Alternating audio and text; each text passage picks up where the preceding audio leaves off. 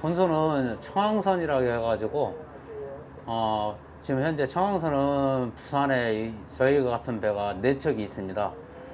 북항 감천항을 수거하는 3척이 있고, 또 부산 신항에 한 척, 그래가지고 부산에는 4척이 있습니다.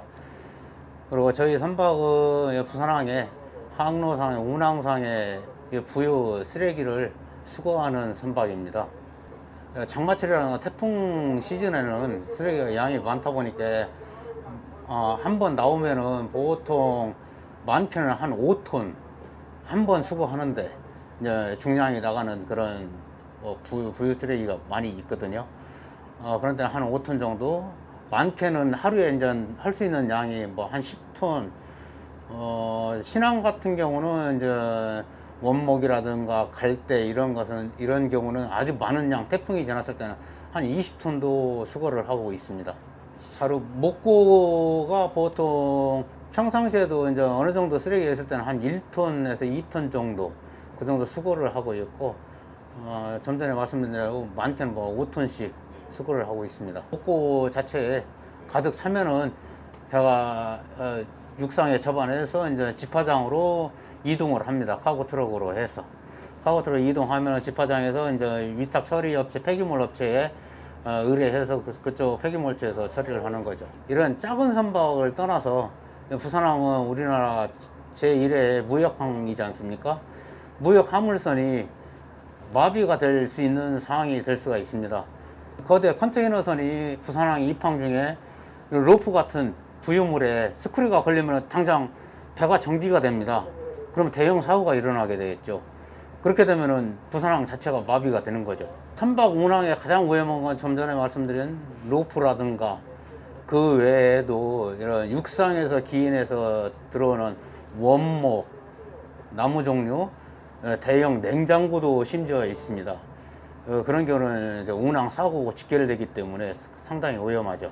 또 이런 폐어구라든가 이런 부분에 부산항이 보기보다 도시지만 신항이라든가 이런 거 수달 같은 경우도 있고, 그런 수달이 그물에 걸려서 이렇게 폐사하거나, 또 이런 거북이 종류, 어류 종류도 있지만서도 이런 바다 생물, 생태계에 있는 생물들이 많이 폐사하는 경우도 많이 있습니다. 저희는 모태는 방제입니다. 해양 오염 사고에 대비한 방제를 겸하고 있습니다. 평상시에는 주 업무인 청항선은 부유쓰레기를 수거하지만, 이런 선박 오염 사고에 대비해서 유사시에 저희 본선에 기름을 수거해서 기름말 분리해서 수거할 수 있는 유해식이라든가 이런 필터벨트가 장착이 되어 있습니다. 작년이나 다른 해에 비해서는 태풍 영향이 그래도 가장 적은 편이었습니다.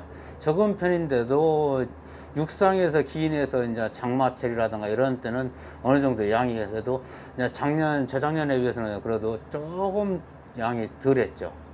선박이 출항해서 이제 순찰 활동을 하면서 항로 주변이라 이런 부분에 이제 위험한 부유물이라든가 이런, 오늘 또 보셨지만 그런 부유물이 있으면 수거를 하고, 그 외에 이제 저희가 이제 불시적으로 이제 다른 선박에서 신고가 들어오는 경우에는 또 나와가지고 그걸 수거를 하고 그러고 있습니다.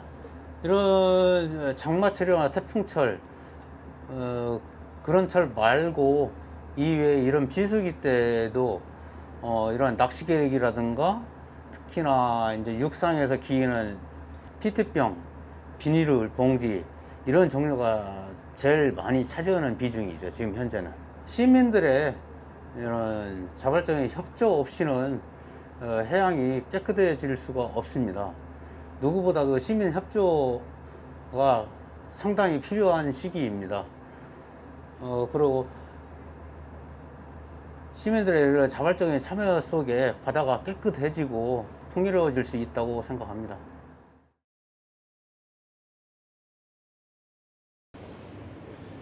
제가 이것을 이제 근무한 지가 한 29년 차 돼 가는데, 29년 차.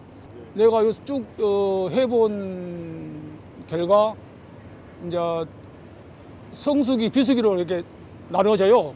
1년에 그렇게. 이제 성수기 때는 주로 6월, 7월, 8월까지 3개월. 거기가 이제 거의 맥심이고, 그때 쓰레기 최고 많이 나올 때고, 주로 이제 페트병, 그리고 비닐 종류, 그다음에 플라스틱 종류, 하여튼 뭐 다양한 종류가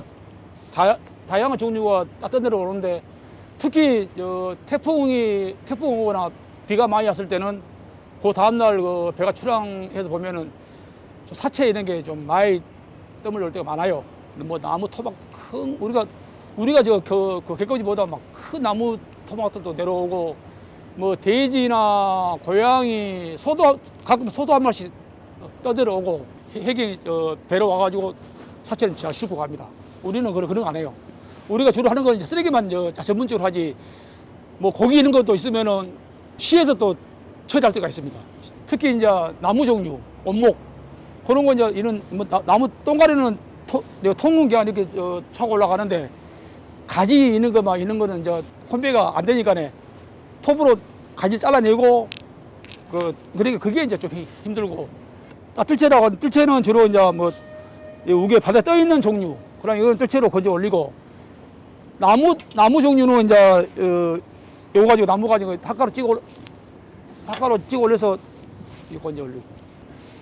그러니까 기계로 하면은 둘이서 할 거를 수작업은 한 4명이 필요하니까네 인원도 많이 필요하고, 또 힘들고, 그만큼 또 힘들고 그래요.